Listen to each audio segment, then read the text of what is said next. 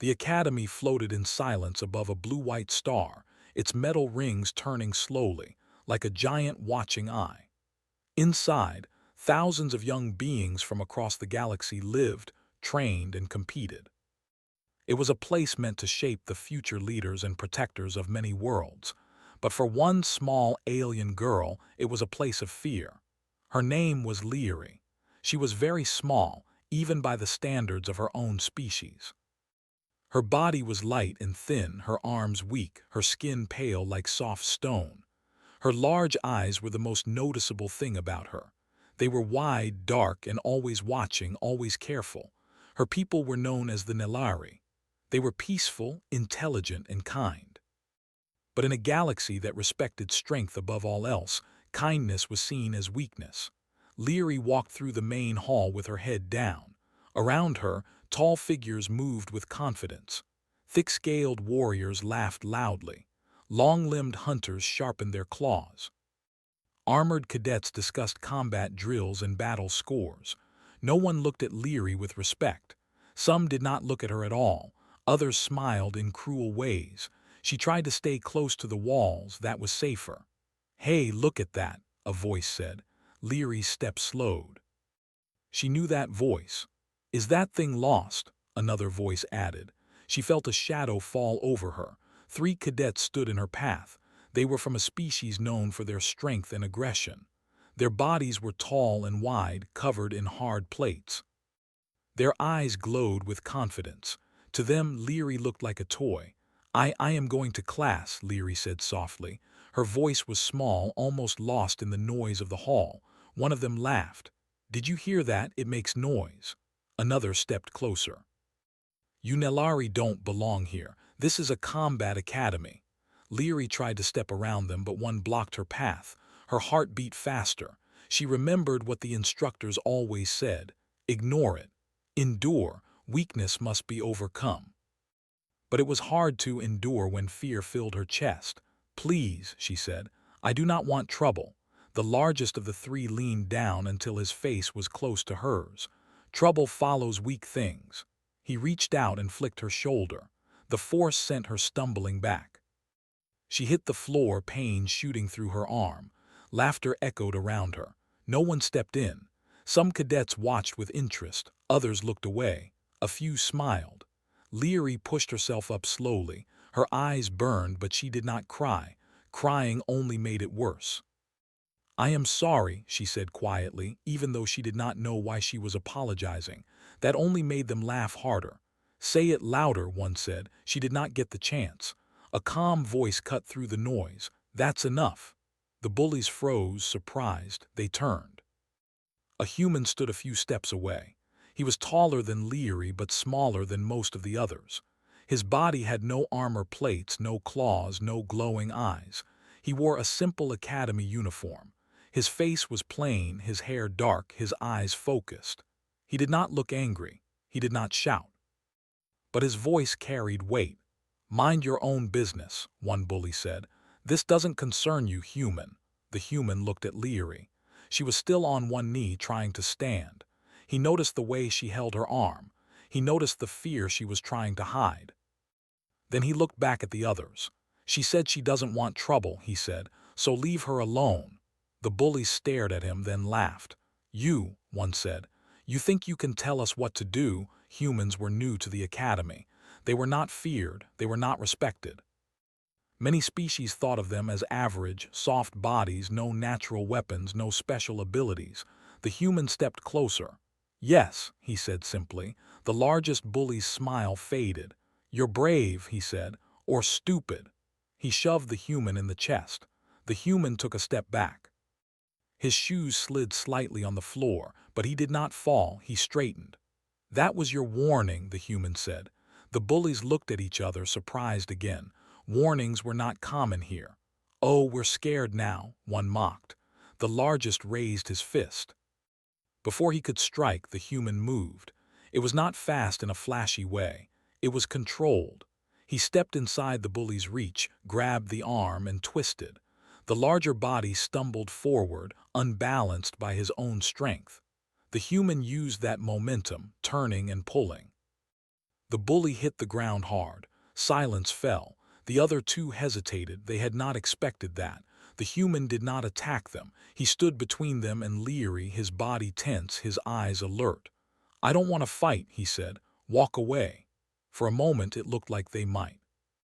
Then anger took over. They rushed him together. The human was hit. Hard. A fist struck his side. A knee caught his leg. Pain flashed across his face, but he stayed upright.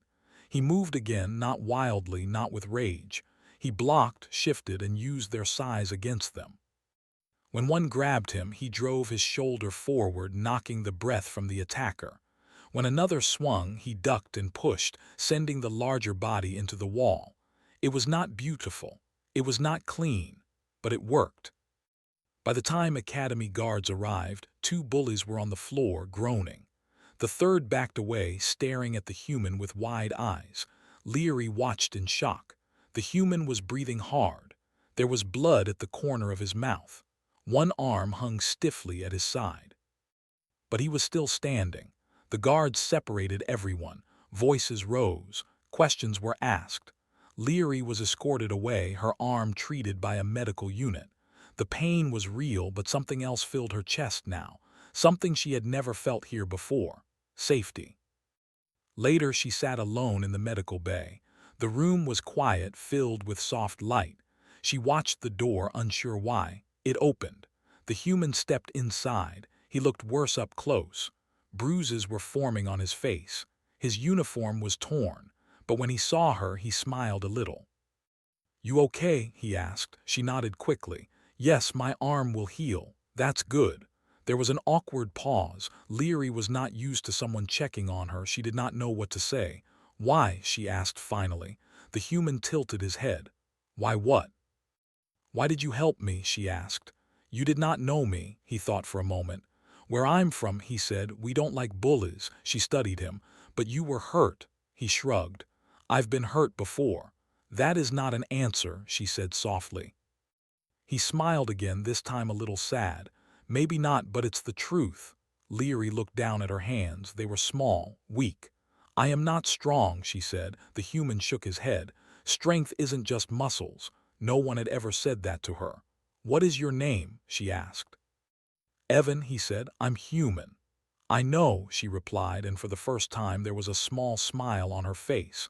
When he left, Leary remained seated, her thoughts racing. The Academy did not feel safe. The galaxy was still cruel, but something had changed. Someone had stood in front of her, and somewhere deep inside, something fragile but powerful began to grow. The Academy did not forget what happened in the main hall.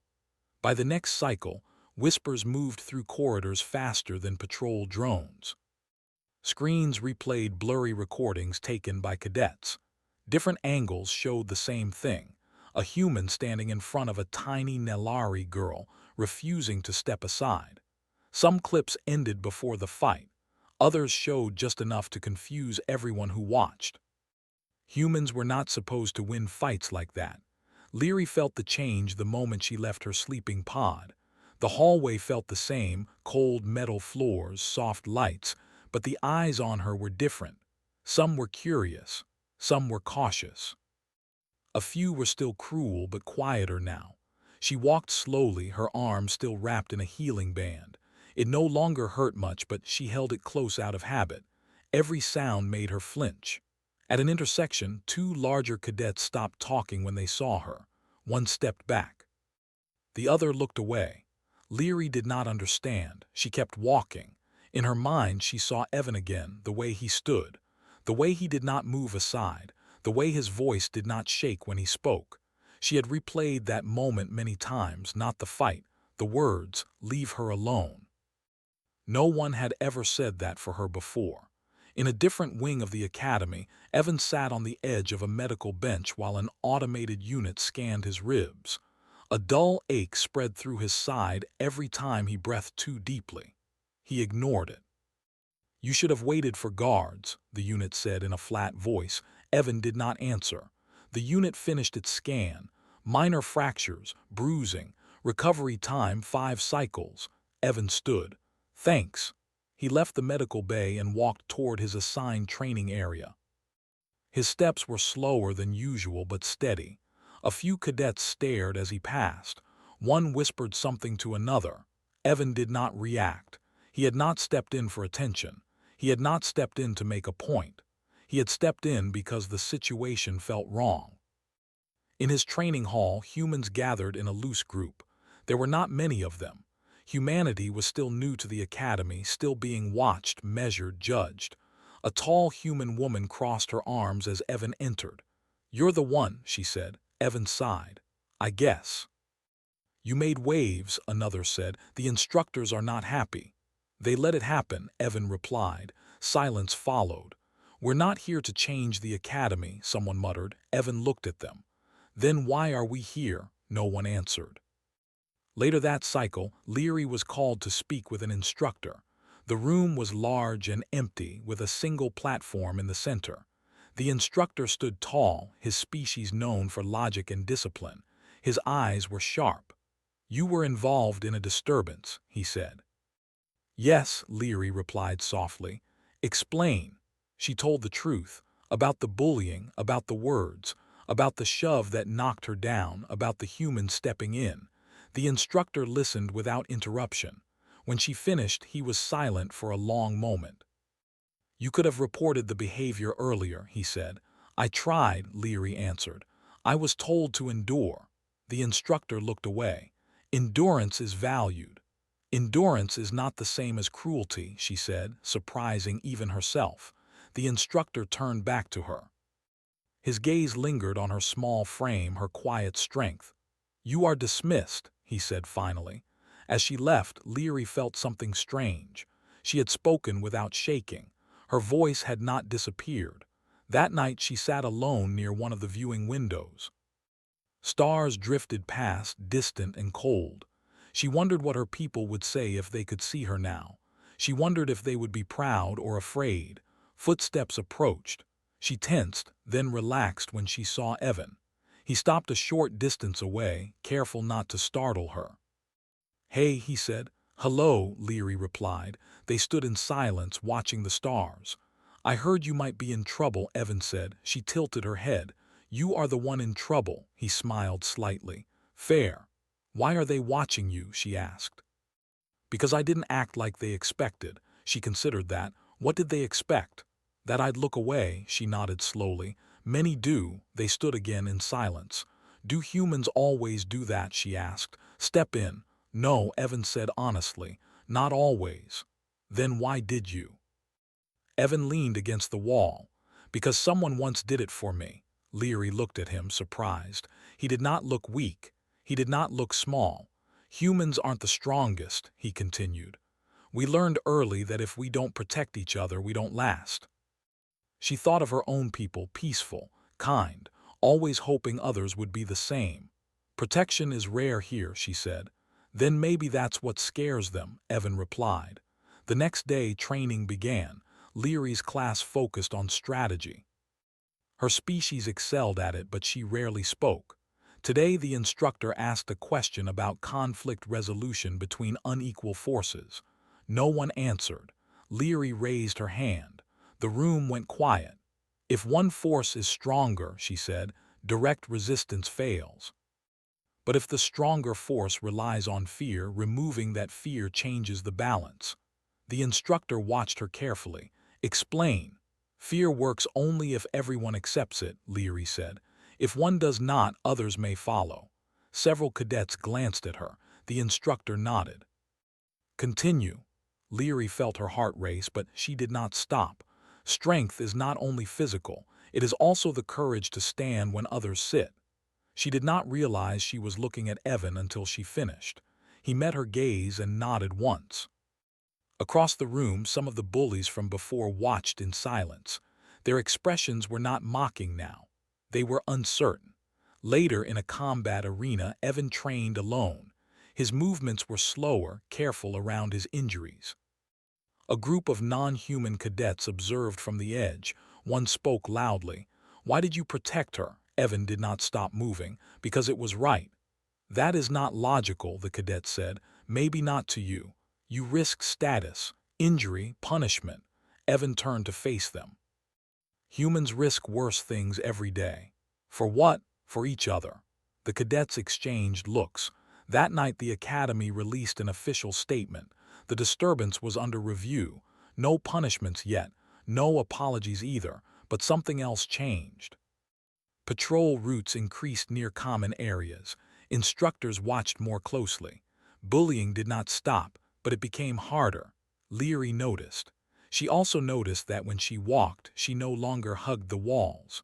One cycle later, she saw one of her former bullies in the hall.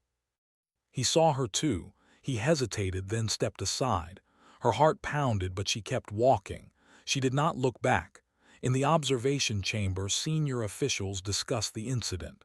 Humans are unpredictable, one said. They interfere, another added. They adapt, a third corrected. They protect, someone else said quietly. Silence followed. Back by the viewing window, Leary and Evan stood again. The stars seemed closer now. "Thank you," she said. "For what?" Evan asked. "For standing," she replied. He smiled. "Any time." She did not know what the future held. The Academy was still dangerous.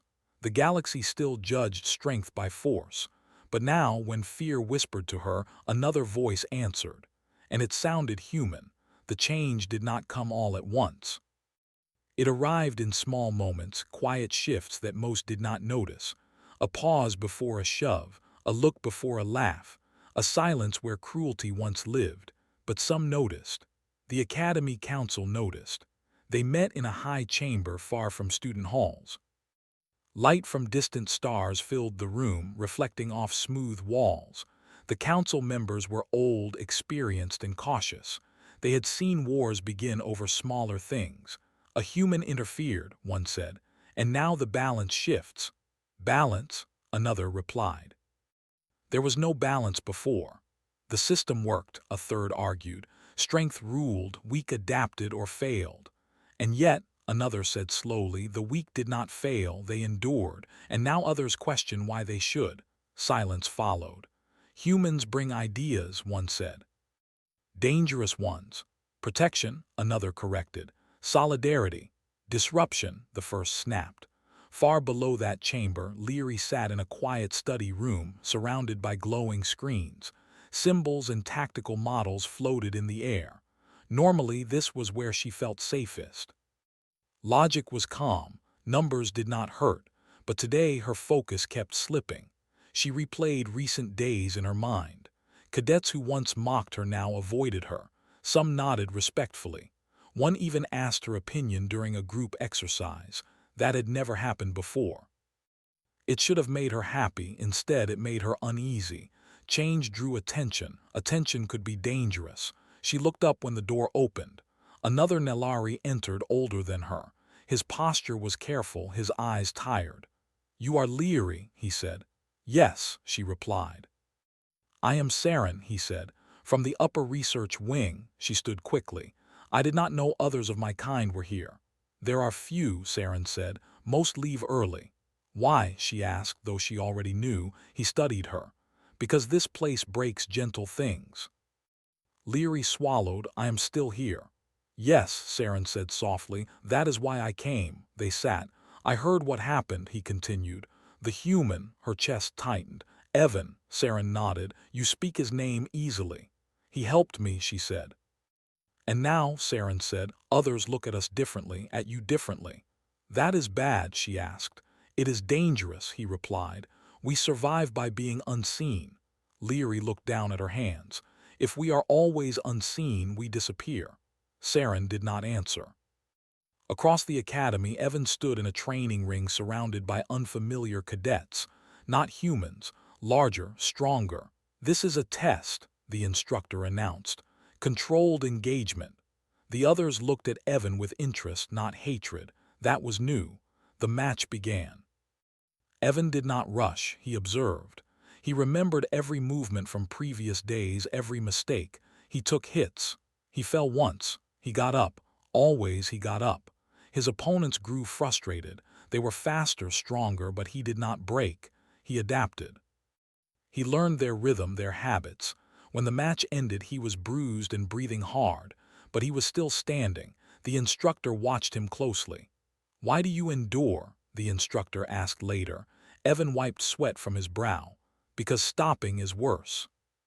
"For you," the instructor said, "or for others?" Evan paused. "Both." News traveled. More humans began stepping in when they saw bullying. Not with violence, not always.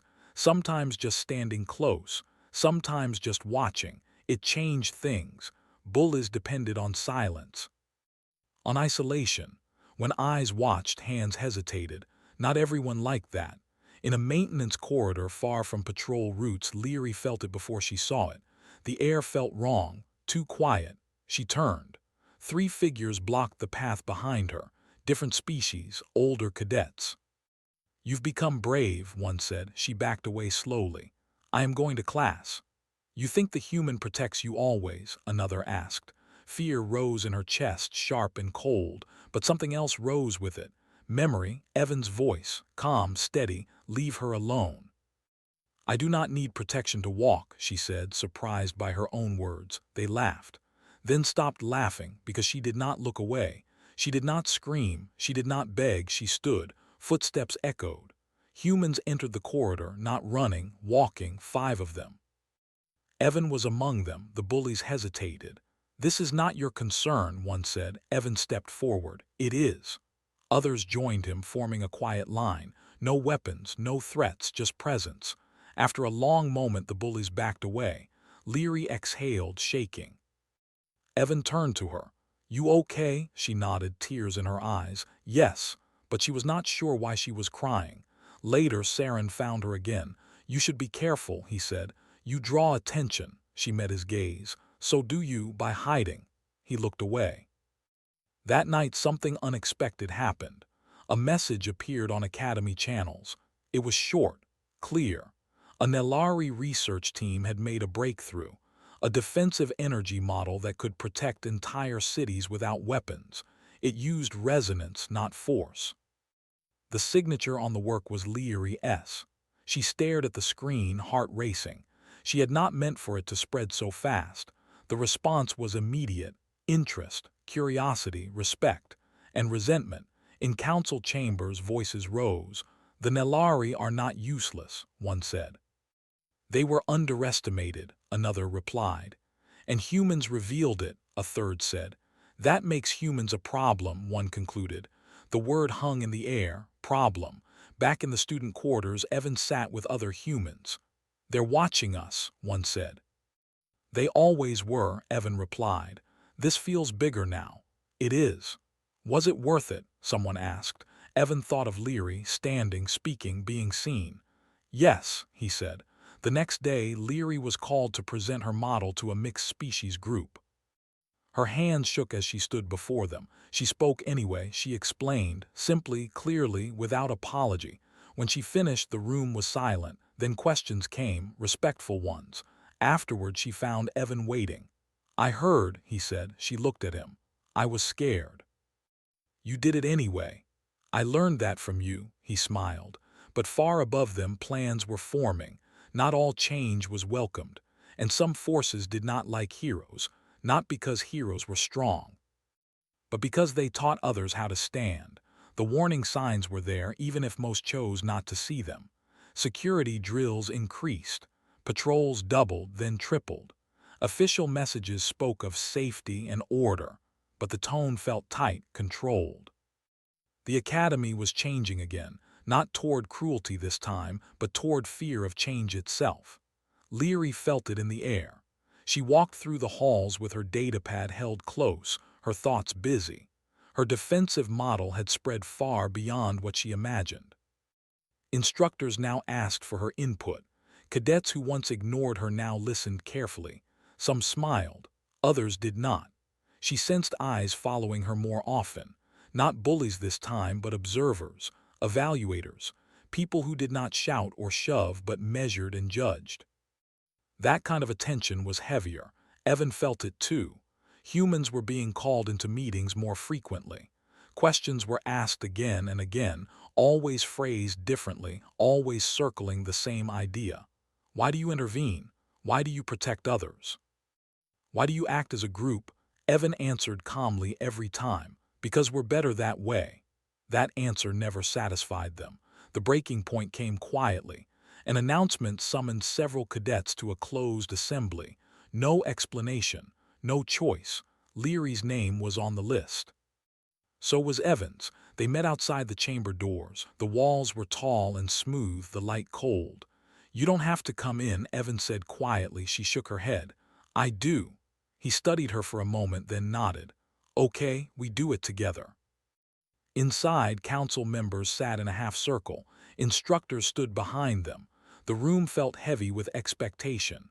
"You have disrupted the academy," one council member said. Evan opened his mouth, but Leary spoke first. "No," she said softly. "We revealed it." Several heads turned.